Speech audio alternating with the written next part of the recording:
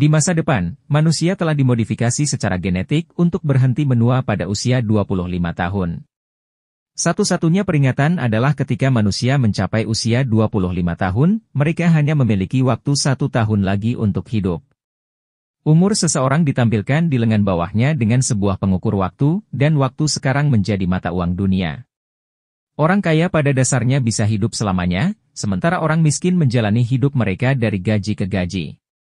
Will terbangun dan melihat bahwa dia hanya memiliki waktu kurang dari 24 jam lagi. Dia menunduk dan menyapa ibunya, Rachel, yang sedang merayakan ulang tahunnya yang ke-50. Perayaan mereka terhenti ketika mereka mulai membicarakan tentang keuangan. Rachel mengatakan bahwa waktunya tinggal 3 hari lagi, dan mengingatkan Will tentang tagihan dan pinjaman yang harus mereka bayar. Will meyakinkan Rachel bahwa dia akan mendapatkan uangnya. Rachel mengatakan bahwa dia akan pergi selama 2 hari untuk bekerja dan dia akan membayar pinjaman. Dia mengatakan kepada Will bahwa dia harus bertemu dengannya di stasiun bus, sehingga dia bisa memberinya lebih banyak waktu. Dia kemudian memberikan waktu 30 menit, agar Will dapat membayar makan siang yang layak. Will menciumnya dengan penuh cinta sebelum berangkat kerja.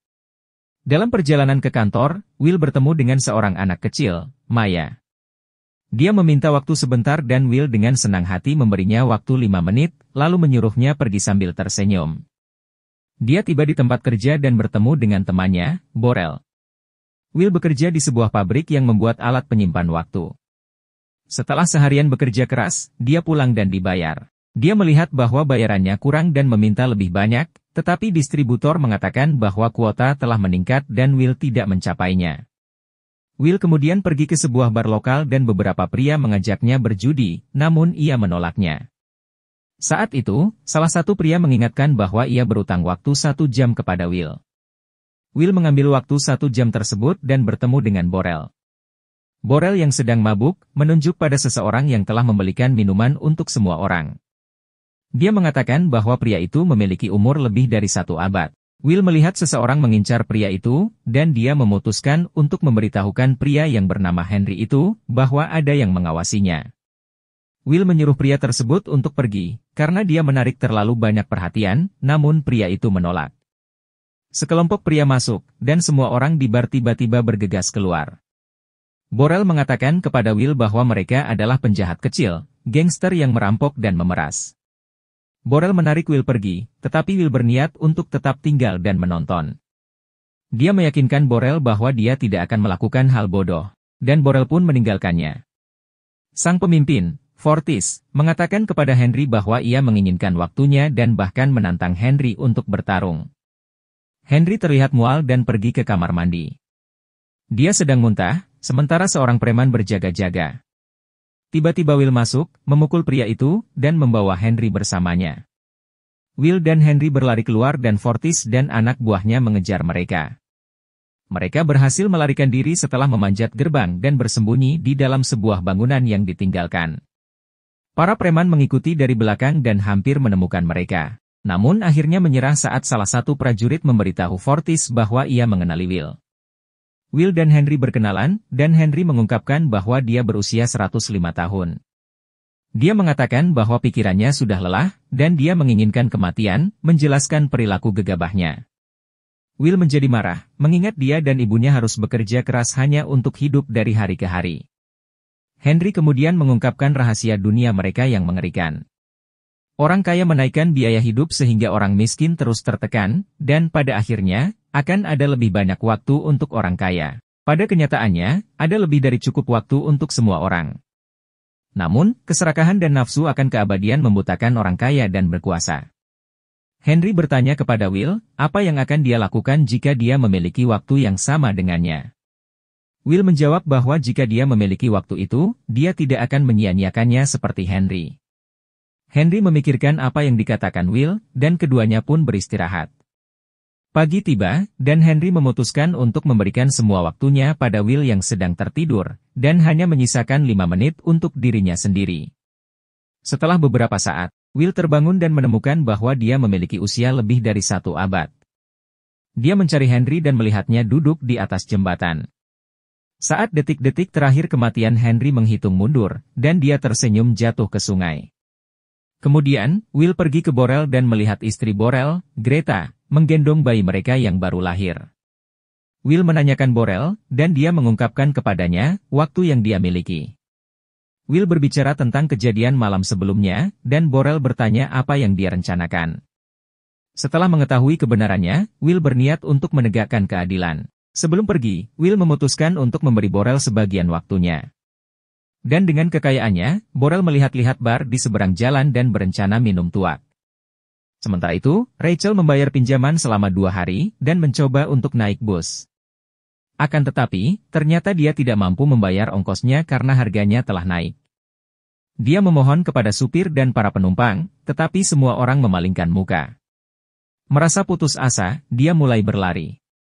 Keduanya berpacu dengan waktu, dan dengan setiap detik dan setiap langkah, kematian semakin mendekat bagi Rachel. Akhirnya, mereka melihat satu sama lain. Mereka berlari secepat mungkin, tapi kematian mengalahkan Rachel dan Will. Rachel yang sudah tidak bernyawa, kemudian jatuh ke dalam pelukan Will. Will menangis, mengetahui bahwa mereka hanya tinggal beberapa detik lagi, untuk menjalani kehidupan yang selalu mereka inginkan. Will sekarang memiliki semua waktu yang dia inginkan, namun ibunya kini telah mati. Keesokan harinya, para pencatat waktu mengambil tubuh Henry dari sungai. Raymond, pencatat waktu senior, dan Jagger, juniornya, menyelidiki tempat kejadian. Saat mereka akan pergi, Raymond melihat sebuah kamera di atas jembatan. Sementara itu, Will duduk di dalam mobil dengan setelan baru dan raut wajah baru. Mereka meninggalkan zona waktu, perbatasan yang memisahkan kelas sosial yang berbeda. Dalam perjalanannya, mereka melewati beberapa perbatasan, membayar biaya tol yang meningkat setiap kali melewatinya. Perbatasan terakhir menghabiskan waktu 1 tahun, dan sang supir menyambutnya di kota Rokan Hilir. Sopir tersebut bertanya kepada Will, apa maksud sebenarnya dari kedatangannya ke kota ini. Dan Will menjawab bahwa ia ingin membuat orang-orang di kota ini membayar. Kota ini sama sekali berbeda dengan kota yang biasa Will tempati. Saat keluar dari mobil, dia langsung berlari, masih terbiasa hidup dengan sedikit waktu. Dia melihat lengannya, dan mulai bertingkah seperti orang yang kaya waktu di dunia. Namun, dia sudah menarik perhatian seorang wanita bernama Sylvia. Will memasuki sebuah hotel dan meminta kamar suite. Di kamarnya yang mewah, Will terbangun dengan usia yang masih 105 tahun. Meskipun dia berbaring di tempat tidur ternyaman di kamar dengan pemandangan terbaik, kematian ibunya yang terlalu cepat masih menghantuinya. Dan untuk pertama kalinya dalam hidupnya, dia merasakan makanan dan minuman yang mewah dan mahal. Dia membayar makanannya, dan memberi tip waktu seminggu kepada pelayan.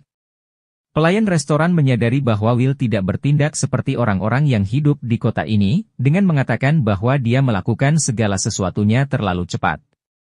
Will dengan nakal menjawab, bahwa dia tidak menyelesaikannya dengan cepat dalam hal-hal yang penting. Will berencana untuk memasuki kasino, tetapi pertama-tama, dia harus mengganti pakaiannya. Di markas pencatat waktu, mereka melihat Will dalam rekaman pengawasan. Jagger melaporkan bahwa seorang pria melintasi banyak perbatasan menuju kota Rokan Hilir.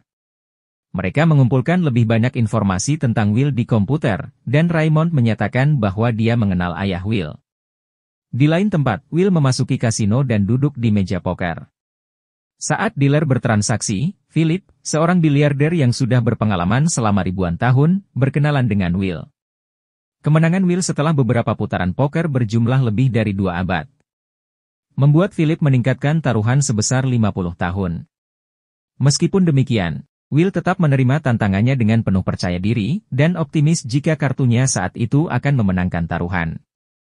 Fokus Will beralih dari permainan ke wanita cantik, Sylvia, yang duduk di samping Philip. Philip menyingsingkan lengan bajunya, memperlihatkan waktu selama hampir 10.000 tahun. Dia kemudian berbicara tentang kesenjangan yang tak terukur antara si miskin dan si kaya, membenarkannya sebagai seleksi alam. Setelah itu, dia kemudian meningkatkan taruhan sebanyak 2 abad lagi. Will menerima tantangannya, membuat waktu yang tersisa lengannya hanya tersisa 30 detik. Pada akhirnya, Will memenangkan taruhan, dan dia menerima 1 milenium.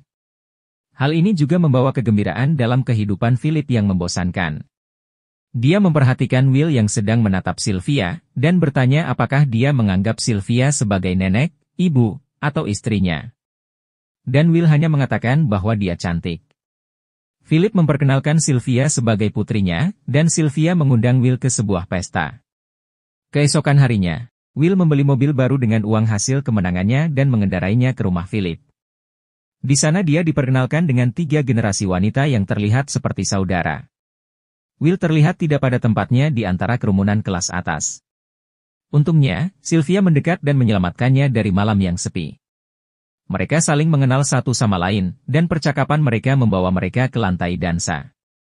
Sylvia bertanya apakah dia berasal dari kota ghetto, tapi Will tidak mengiyakan atau menyangkal. Sylvia membuka diri kepadanya tentang kehidupannya yang tidak berarti, dan bagaimana waktu yang ia miliki membelenggu dirinya, ketika seharusnya memberikan kebebasan. Sementara hal ini terjadi, Philip dan istrinya menatap keduanya dengan tatapan penuh perhatian, membuat Will menuntun Sylvia keluar menuju pantai. Will dan Sylvia menanggalkan pakaiannya dan menyelam ke dalam air. Mereka mengapung di lautan, telanjang dan hanya berjarak beberapa inci, dengan cahaya bulan yang menyinari lengan mereka. Sylvia menjauhkan diri, tetapi ombak mendorongnya lebih dekat ke Will. Tiba-tiba, seseorang memanggil dari pantai, mengganggu momen romantis tersebut. Mereka kembali, dan Philip meminta Will untuk bergabung dengannya untuk bermain poker. Namun, pencatat waktu menerobos masuk dan menghadang Will. Mereka mendudukannya di sebuah kantor, dan Raymond memperkenalkan dirinya. Dia bertanya mengapa dia berada di Rokan Hilir, dan bagaimana dia bisa memiliki waktu lebih dari 1 milenium. Will menjawab dengan jujur, dan mengatakan bahwa Henry yang memberikannya, saat dalam proses ia akan bunuh diri. Raymond meragukan penjelasannya, menyita waktunya, dan menangkapnya. Saat dia pergi, Will bertanya kepadanya mengapa dia menyelidiki kasus bunuh diri, ketika pembunuhan terjadi di kota ghetto setiap hari. Raymond terkejut dengan pernyataannya, karena hal itu mengingatkannya pada ayah Will. Will kemudian menyerang penjaga waktu yang menjaganya, dan bergegas keluar untuk menyandera Sylvia. Mereka masuk melalui dapur, dan keduanya pergi dengan mobilnya. Kejar-kejaran mobil terjadi, dan Raymond menabrak mobil Will, menyebabkan mereka kehilangan kendali. Will dengan ahli melakukan manuver saat mundur, nyaris menghindari truk yang datang. Mereka akhirnya berhasil kabur dari pencatat waktu dan bersembunyi di bawah jembatan. Will meminta waktu Sylvie, namun ia menolak. Pagi tiba, dan mereka berkendara di sepanjang jalan raya dan menabrak rambu lalu lintas. Menyebabkan ban mereka bocor, dan mereka pun terjatuh. Saat itu, Fortis dan anak buahnya mendekati pasangan yang tidak sadarkan diri itu. Dia menyedot waktu dari Sylvia, dan mereka pergi dengan tergesa-gesa, menyisakan waktu 30 menit. Will memberinya waktu beberapa menit, dan mereka kabur untuk mendapatkan lebih banyak waktu. Dengan 3 menit tersisa, Will mengetuk pintu kamar Borel. Saat itu, Greta menjawab dan memberitahu Will bahwa Borel telah meninggal karena keracunan alkohol. Sylvia sangat khawatir karena waktu yang tersisa hanya tinggal beberapa menit lagi. Will melihat anting-antingnya, dan mereka bergegas ke toko perhiasan. Melihat mereka putus asa, toko itu membayar lebih murah dan menawarkan hanya 2 hari. Will menerimanya, dan mereka segera bersembunyi saat mendengar sirene pencatat waktu. Mereka berjalan-jalan di kota, membicarakan bisnis keluarga Sylvia. Will bertanya berapa harga aset mereka, dan Sylvia menjawab terlalu mahal, sampai-sampai mengetahui hal itu akan menjadi masalah. Will kemudian menelepon Raymond, dan meminta Philip untuk memindahkan 1000 tahun waktu ke kota ghetto untuk ditukar dengan Sylvia. Raymond memperingatkan bahwa jika dia terus melakukannya, dia akan mati terbunuh seperti ayahnya. Will mengatakan bahwa ayahnya mati karena melawan seseorang, namun Raymond mengatakan bahwa ayah Will melakukan sesuatu yang lebih berbahaya. Malam tiba, dan Sylvia merasa betah di apartemen Will. Dia bertanya tentang keluarganya. Dan Will terbuka tentang kepergian ibunya. Dia mengenang ayahnya dan bagaimana ayahnya juga seorang penjudi seperti dirinya, namun dengan permainan yang berbeda. Ayahnya akan memainkan permainan yang mirip dengan perjudian, tetapi menggunakan waktunya. Ayahnya berhasil menang banyak, tetapi tindakan kedermawanannya menyebabkan kematiannya. Mereka mengetahui bahwa mereka memiliki usia yang sama, dan ikatan mereka semakin kuat saat mereka saling berbagi tentang masa lalu masing-masing. Pagi hari pun tiba, dan dia mengamati apakah Philip menepati janjinya. Saat itu Will tidak melihat adanya waktu yang dikirim, membuat Sylvia kecewa dengan ayahnya. Ternyata, meskipun tidak menerima waktu, Will tetap berniat melepaskan Sylvia. Dia mengantarnya ke bilik telepon, memberinya pistol sebagai hadiah perpisahan, dan Sylvia membalasnya dengan ciuman. Sylvia menelepon ayahnya dan memarahinya karena tidak memberikan apa yang Will inginkan. Saat mereka berbicara, Will berada di belakangnya, tanpa menyadari bahwa Raymond menodongkan pistol ke arahnya. Sylvia berbalik dan melihat Raymond, dan tanpa ragu-ragu, dia langsung menembak. Will menodongkan pistol ke arah Raymond yang berdarah. Namun alih-alih mengambil waktu yang tersisa, ia malah memberikan waktunya kepada Raymond, dan keduanya pergi menggunakan mobilnya. Keduanya parkir di sisi jalan utama, dan Sylvia bertanya apakah dia punya rencana. Karena mereka berada di dalam mobil polisi, mereka berperan sebagai pencatat waktu, menghalangi pengemudi yang tidak beruntung. Sylvia terlalu nyaman dengan pistolnya dan melepaskan tembakan, membuat Will dan sang sopir ketakutan. Mereka mencuri dari penumpang dan pergi dengan kendaraan baru. Keesokan harinya, keduanya duduk di kursi belakang dan menonton berita tentang mereka. Will menyatakan bahwa dia masih bisa kembali kepada ayahnya, namun Sylvia tidak ingin kembali ke kehidupannya yang membosankan. Will mencondongkan tubuhnya untuk sebuah ciuman lagi, dan kini ia memiliki waktu untuk melakukan lebih dari itu. Di kantornya, Philip berbicara dengan rekan-rekannya dan meyakinkan mereka bahwa dia tidak membayar uang tebusan. Rekan-rekannya meragukan kemampuannya untuk menyelesaikan masalah ini, namun Raymond memasuki ruangan sebelum Philip sempat menjelaskannya. Dia memberitahu Philip tentang putrinya yang tidak ingin diselamatkan. Philip meminta maaf dan mengaitkan sikap keras kepala putrinya dengan sindrom Stockholm. Raymond tidak bergeming, dan memberitahukan bahwa dia berencana untuk menangkap putrinya. Philip mencoba menyuapnya dengan waktunya, tetapi Raymond tetap tidak tertarik dan pergi. Keesokan harinya, Will mengajari Sylvia cara menembakkan pistol dengan benar. Mereka membicarakan rencana Will untuk memberikan waktu kepada orang-orang, dan Sylvia mengatakan bahwa dia bisa membantunya mendapatkan waktu yang dia butuhkan. Di tempat peminjaman lokal, sebuah truk tiba-tiba menabrak kaca-kaca jendela. Keduanya melakukan pencurian, mencuri sebanyak mungkin perangkat penyimpanan waktu yang mereka bisa. Mereka mendorong para peminjam untuk mendapatkan waktu sebanyak yang mereka inginkan, dan mereka semua pun bergegas masuk.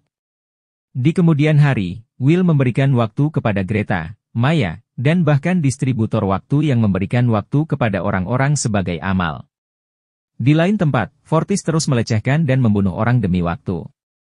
Dia kemudian melihat hadiah selama 10 tahun untuk penangkapan Will dan Sylvia. Sementara itu, Philip menonton berita tentang pengejaran putrinya, yang terus-menerus untuk mencuri waktu dari perusahaannya. Malam harinya, Raymond dan para pencatat waktu mengepung sebuah motel tempat mereka menginap.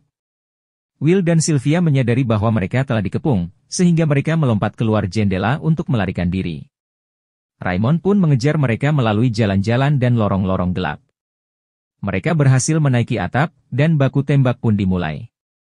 Mereka berhasil menaiki sebuah bus, meninggalkan Raymond yang mengejarnya. Fortis melanjutkan pencariannya terhadap Will dan Sylvia.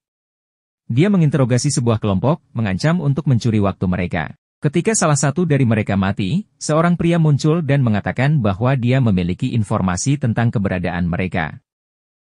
Di motel, keduanya duduk di sofa bersama, membicarakan tantangan yang akan mereka hadapi.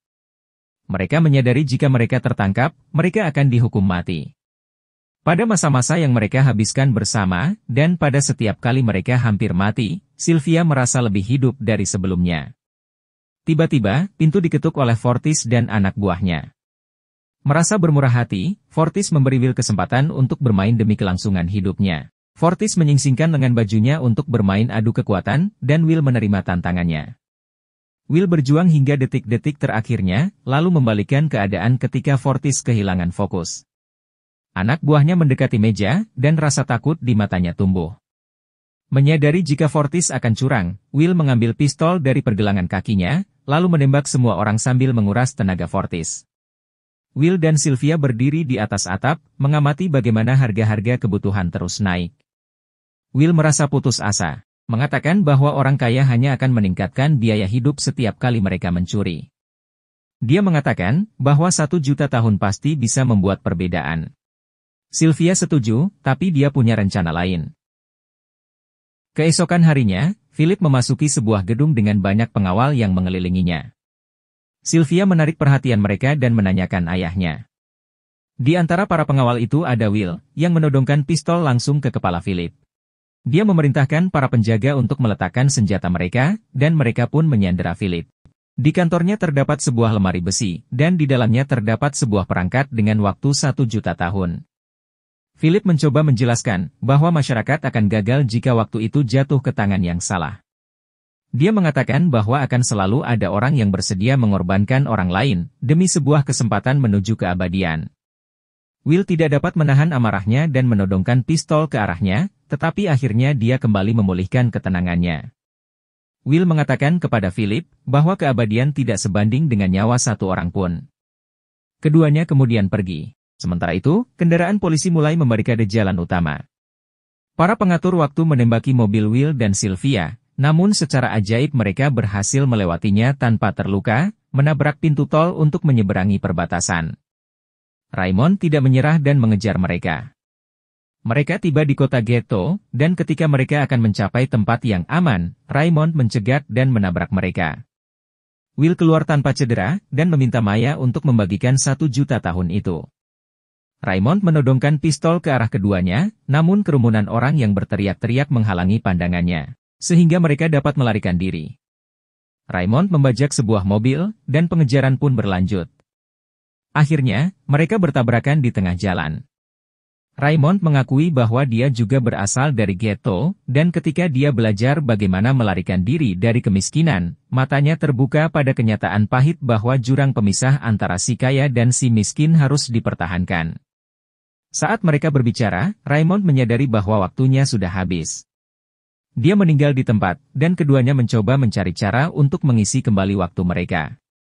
Saat itu di kejauhan, terlihat mobil Raymond, dan mereka berlari ke arahnya dengan hitungan detik pada jam mereka. Will sampai di sana lebih dulu dan mengambil waktunya. Dia kemudian berlari ke arah Sylvie yang masih memiliki beberapa detik lagi. Keduanya saling berpelukan tepat pada waktunya, dan mereka pun bisa hidup untuk 1 hari lagi. Warga sekarang bisa melintasi perbatasan ke zona yang lebih mahal. Saat itu juga, para petugas pencatat waktu menyaksikan hierarki masyarakat mereka yang mulai runtuh. Sylvie dan Will melanjutkan rutinitas mereka, kali ini menuju ke bank waktu yang sangat besar.